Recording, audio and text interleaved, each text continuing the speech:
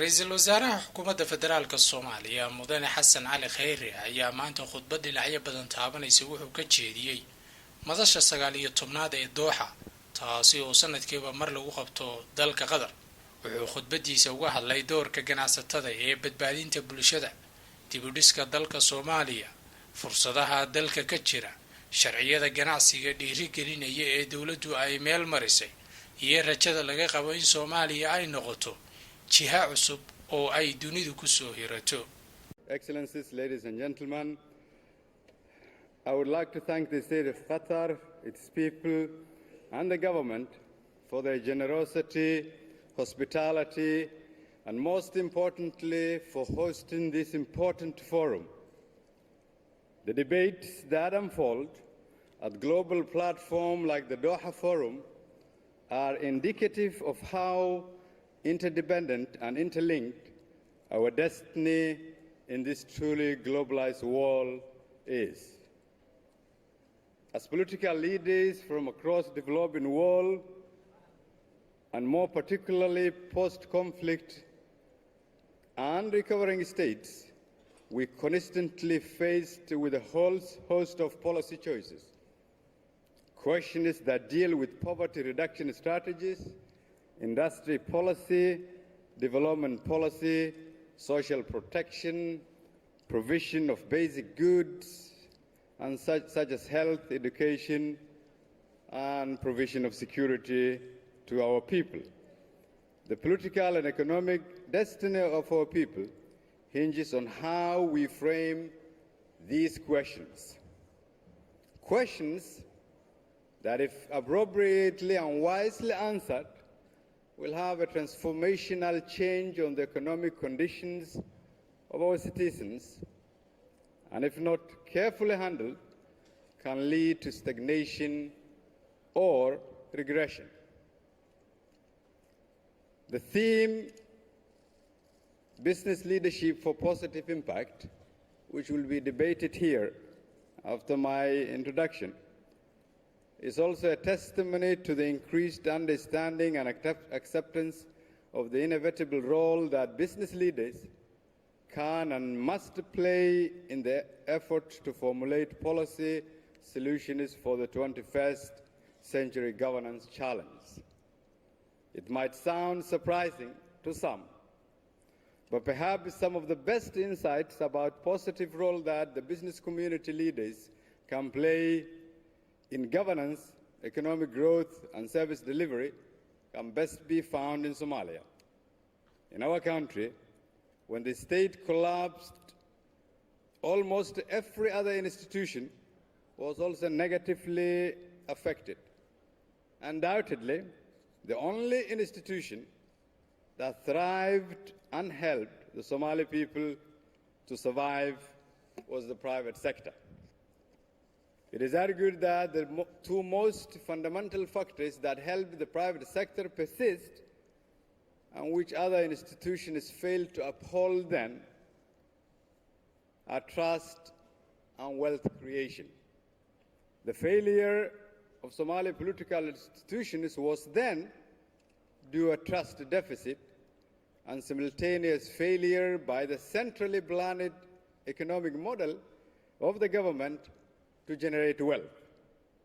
Remarkably, the strong and vibrant Somali business community became the backbone of our nation for 30 years, providing much-needed goods and services. Even at the time when movement of people from one region of Somalia to other was restricted due to conflict, it was only the business community that accessed every part of our country. As Somalia's leaders, we have therefore recognized, in the absence of a supportive governance environment, through sheer innovation, the Somali business leaders have made incredible achievements. Somalia has one of the best telecommunication sectors in Africa today, a very sophisticated remittance industry that serves Somalis and non-Somalis across the world. Somalia has mobile money transfer system with roughly 155 million transactions per month, and the list of achievements are endless. To build on these achievements by our business community, it became our vision to fully unlock the economic potential of Somalia by simply rebuilding trust in government in order to grow our economy and our businesses. Because as successful as our business community has been, they have lacked a trusted government that facilitated their growth and bringing the world's investors to their shores.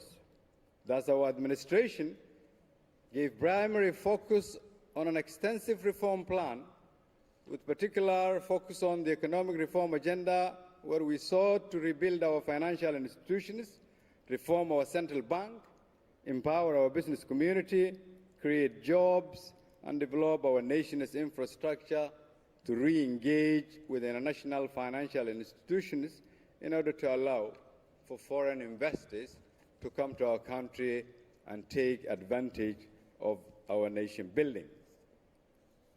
On the policy side, having a rules-based political and institutional system to create a conducive environment for the private sector to unleash its potential was obvious remedy to the trust deficit in government.